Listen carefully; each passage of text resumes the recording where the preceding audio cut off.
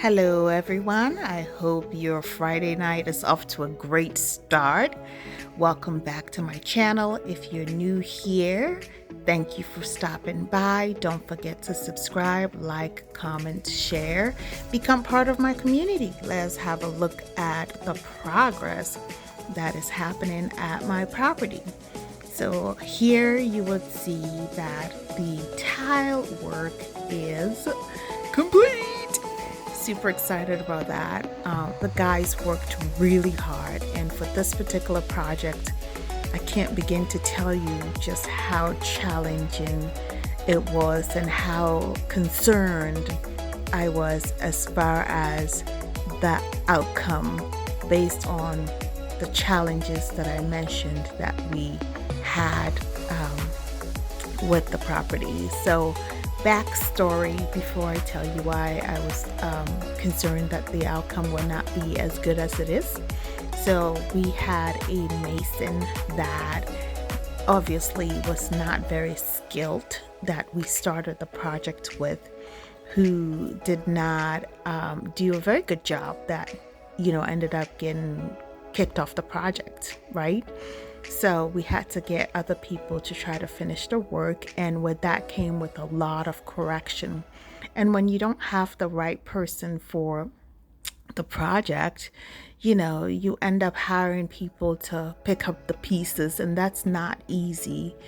But we have had to change masons a few times for many reasons, and for that, when it got time to do the screeding, something happened in a sense that the plumber had not completed his part of the piping in order for all the pipes to be in the ground before the screeding got done.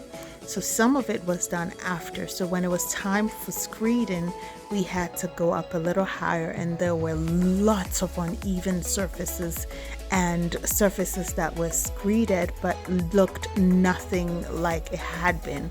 So my first thought was, oh my goodness, how are we going to work through this? Because obviously if the screeding is not done right and your floors are lumpy and you have pipes where they need to be tucked below but they're on the surface, it creates a flow through or transition problems. And then also, if you remember from past videos, the stairs was not even at all from the length between each step to just how steep it is per step. It was just not consistent at all. So that needed a lot of work. My initial thought was to get these pre-made staircase tiles specifically made for stairwells for it. However, I realized very quickly that there isn't a specific measurement for our stairs, and so if we buy those, then we will be wasting money because they would still have to be cut and adjusted and customized to fit our steps. And based on my measurements, that was just not going to work. So I had to trust the tiler that he would be capable of adjusting the steps as he laid the tiles and create the tiles specifically based on the measurements of my steps, and try to somehow even it out and make sense of it. And as you can see with the coping for the edges of the steps, he did a phenomenal job. Look at the skirting on the steps. I think they did a wonderful job there. If I tell you that I had expected for it to turn out the way it has, I'd be lying, because I saw the challenges and I couldn't see past it. But I had to trust the process and allow this gentleman to work. That's him right there, William and his team. They did a mind-blowing job on the tiling. From the transition to the skirting to the cutting to the straight lines. I mean, I couldn't tell you how pleased I am with them. I don't think I can express that enough.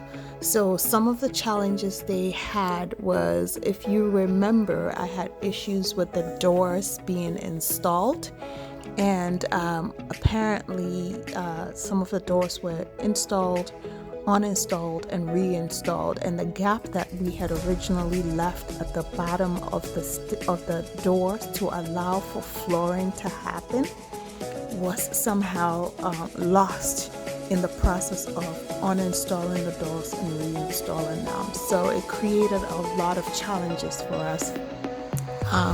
I had hoped that there would be smooth transitioning from one room to the other, but as you can see in some of the rooms, there's a little bit of a gap that created a little bit of a step between one area and the other. So that was quite challenging. And as a matter of fact, we had to find someone to remove some of these doors in order for us to finish the tiling. And so you can see that there are some rooms that have no doors, and yes, that's what we ended up doing. To be completely honest with you, these doors should have gone on the exteriors, and no doors should have been installed until after tiling. There were reasons that were provided that made it make sense, but in the end, I will suggest to anybody who is going through the process to not install your doors, especially your interior doors, your bathroom doors, etc., before you tile. Make sure that you're done with your flooring before you put in those doors. Now, as you can see in the pictures, there are parts that are not completely evened out or smoothened out. The tiles had to go in place first. The mason is going to go around and clean up all those edges. There were parts of the building that initially we were going to tile that we decided for the purpose of those rooms that it wasn't necessary to tile, so you will see those rough surfaces as well.